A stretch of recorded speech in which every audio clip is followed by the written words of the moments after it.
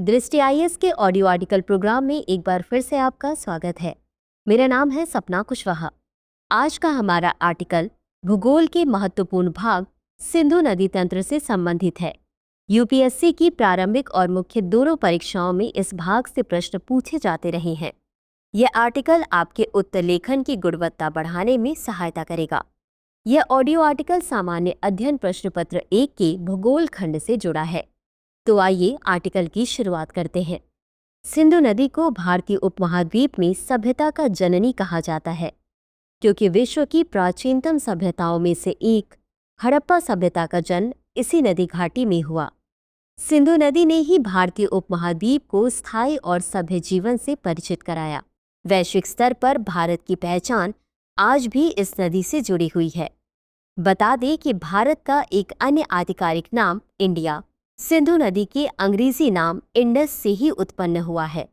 विश्व की प्रमुख नदी प्रणालियों में से एक सिंधु नदी प्रणाली एशिया के विशाल भूभाग को सिंचित करती है। इस नदी प्रणाली का ऐतिहासिक, सांस्कृतिक, आर्थिक और राजनीतिक महत्व अत्यंत व्यापक है।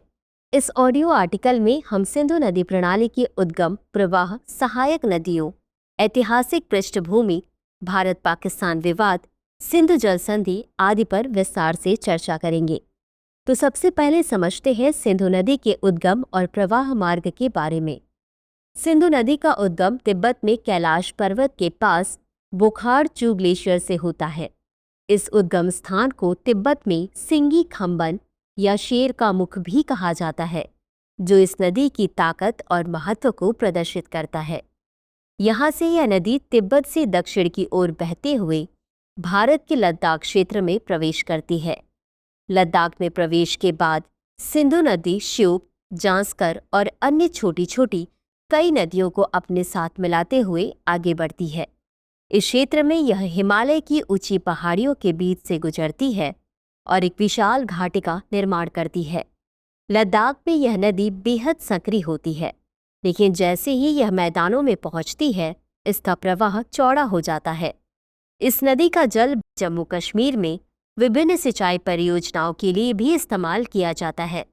गौरतलब है कि भारत में इस नदी का प्रवाह क्षेत्र 1114 किलोमीटर है। इसके बाद यह नदी भारत के जम्मू कश्मीर से पाकिस्तान में प्रवेश करती है, जहां यह पंजाब और सिंध के विशाल मैदानी क्षेत्रों से होकर बहती है। पाकिस्तान में सिंधु नदी अपने साथ कई प्रमुख सहायक नदियों को मिलाती है, जिसमें झेलम, चिनाब, रावी, ब्यास और सतलज प्रमुख हैं। इन सहायक नदियों के मिलने से सिंधु का प्रवाह और भी अधिक शक्तिशाली हो जाता है। यह नदी पड़ोसी देश पाकिस्तान की कृषि का मुख्य आधार है। सिंधु नदी पाकिस्तान के प्रमुख कृषि क्षेत्रों को सिंचित करती है। अंततः यह पाकिस्तान के दक्षिणी भाग में बहते हुए कराची के पास अरब सागर में समाहित हो जाती है। इस तरह यह नदी तिब्बत से लेकर अरब सागर तक लगभग 2880 किलोमीटर की लंबी यात्रा तय करती है। आइए अब जानते हैं कि सिंधु नदी की प्रमुख सहायक नदियां कौन कौन सी हैं। सिंधु नदी की सहायक नदियां इसके जल प्रणाली को और अधिक विशाल बनाती हैं। ये नदियां हिमालय से निकलकर विभिन्न क्षेत्रों को सिंचित करती हैं और सिंधु नदी से मिलकर इसे एक शक्तिशाली नदी प्रणाली में परिवर्तित करती हैं। इन सहायक नदियों को दो प्रमुख वर्गों में बांटा जा सकता है, पूर्वी और पश्चिमी सहायक नदियां। सबसे पहले बात करते हैं सिंधु नदी की पश्चिमी सहायक नदियों के बारे में। ये नदियां मुख्यतः सिंधु नदी के ऊपरी हिस्से में शामिल होती हैं और इसमें बड़े पैमाने पर जल प्रवाह जोड़ती हैं। इनमें सबसे प्रमुख नदी है झेलम नदी। यह नदी जम्मू कश्मीर की वेरीनाग से निकलती है और श्रीनगर तथा बुलर झील से होकर बहती है। पाकिस्तान में प्रवेश करने के बाद यह चिनाब नदी से मिलती है। गौरतलब है कि चिनाब नदी भी सिंधु नदी की प्रमुख सहायक नदियों में से एक है।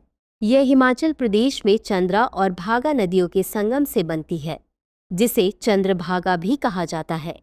यह जम्मू कश्मीर से होकर पाकिस्तान में प्रवेश करती है। इसके अलावा श्योक और नुब्रा नदी भी सिंधु नदी की प्रमुख पश्चिमी सहायक नदियों में से एक है। ये दोनों नदियां लद्दाख क्षेत्र में सिंधु नदी से मिलती हैं। ये दोनों नदियां ग्लेशियर से पिघले जल का प्रमुख स्रोत हैं। अब बात करते हैं पूर्वी सहायक नदियों के बारे में। इन नदियों का प्रवाह सिंधु नदी के निचले हिस्सों में शामिल होता है। इनमें सबसे प्रमुख है रावी नदी। यह हिमाचल प्रदेश के रोहतांग दर्रे के पास से निकलती है और चंबा घाटी से होकर बहती है। पाकिस्तान में प्रवेश करने के बाद यह चिनाब नदी में मिलती है। इसके अलावा ब्यास नदी भी सिंधु की पूर्वी क्षेत्र से निकलने वाली प्रमुख सहायक नदी है। यह हिमाचल प्रदेश के रोहतांग दर्रे के पास ब्यास कुंड से निकलती है और कुल्लू घाटी से होकर सतलुज नदी में मिल जाती है। बता दें कि सतलुज नदी भी पूर्वी क्षेत्र से मिलने वाली प्रमुख सहायक नदियों में से एक है। यह तिब्बत में मानसरोवर के निकट राकस झील से निकलती है और शिपकीला दर्रे से होकर भारत में प्रवेश करती है। यह पंजाब के मैदानी इलाकों से होकर बहती है और पाकिस्तान में प्रवेश करती है। सिंधु नदी के प्रवाह में इन सहायक नदियों के मिलने से यह नदी पाकिस्तान में पंजाब यानी 5 नदियों की भूमि के नाम से प्रसिद्ध है। झेलम, चिनाब, सतलज, रावी और ब्यास के संगम से पंजाब के मैदानों में सिंधु नदी का जल अत्यधिक उपजाऊ क्षेत्र बनता है। आइए अब जानते हैं भारत पाकिस्तान के बीच सिंधु नदी प्रणाली पर विवाद क्या है। भारत और पाकिस्तान के बीच कई मुद्दों को लेकर विवाद है, जिनमें सिंधु नदी जल बंटवारा भी एक है। दोनों देशों के बीच सिंधु नदी प्रणाली के जल बंटवारे को लेकर लंबे समय से विवाद रहा है। 1947 में विभाजन के बाद सिंधु नदी प्रणाली की नदियां दोनों देशों में विभाजित हो गईं, जिससे जल संसाधनों के उपयोग पर तनाव उत्पन्न हुआ। जल विवाद को सुलझाने के लिए भारत और पाकिस्तान के बीच 19 सितंबर 1960 को सिंधु जल संधि पर हस्ताक्षर किए गए।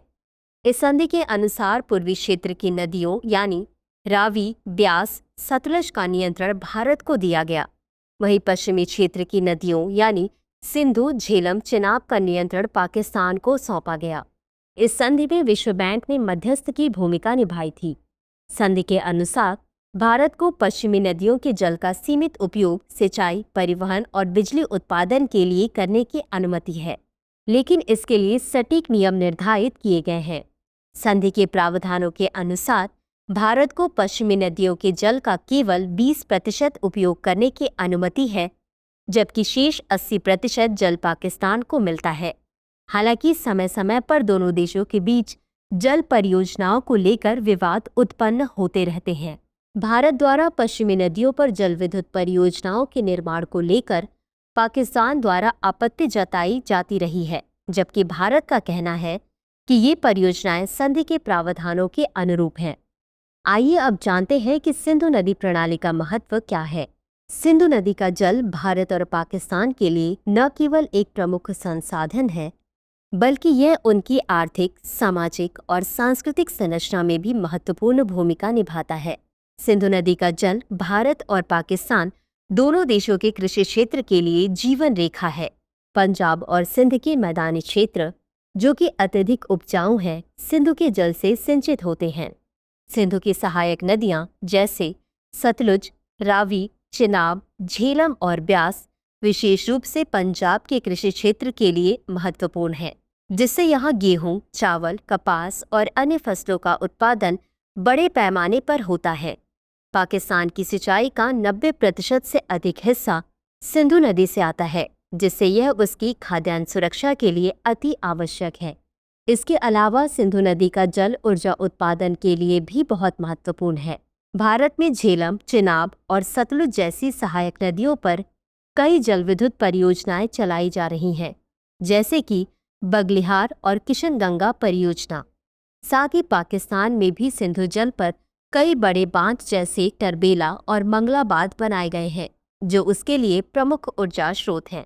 जल विद्युत उत्पादन से दोनों देशों को विद्युत की आवश्यकता को पूरा करने में मदद मिलती है। इन सब के अतिरिक्त सिंधु नदी का जल शहरी और ग्रामीण क्षेत्रों में पेयजल की आपूर्ति के लिए भी अत्यधिक महत्वपूर्ण है। भारत और पाकिस्तान के कई बड़े शहरों जैसे लाहौर, कराची, अमृतसर आदि में लाखों लोगों की पेयजल आवश्यकता इसी नदी से पूरी होती है। इसलिए दोनों देशों के लोगों के लिए इस जल स्रोत का सुरक्षित और स्वच्छ होना अति आवश्यक है, ताकि जल जनित बीमारियों को रोका जा सके। अंत में देखते हैं आज के निष्कर्ष को।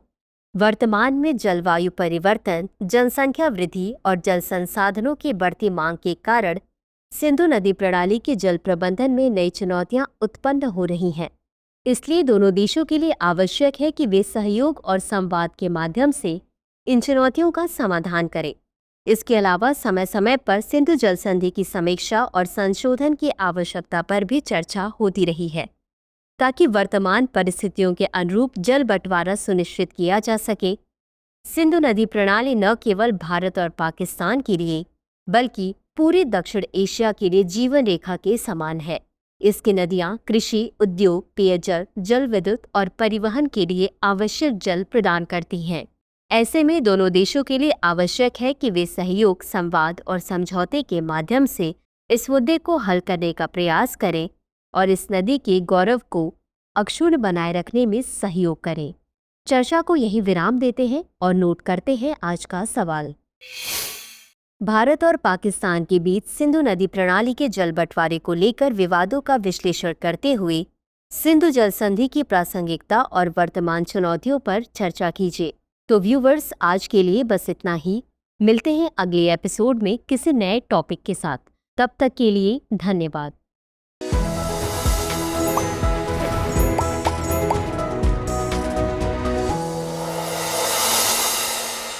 डियर व्यूअर्स, अपने एग्जाम की तैयारी को और बेहतर करने के लिए हमारे चैनल को लाइक, शेयर और सब्सक्राइब करना न भूलें।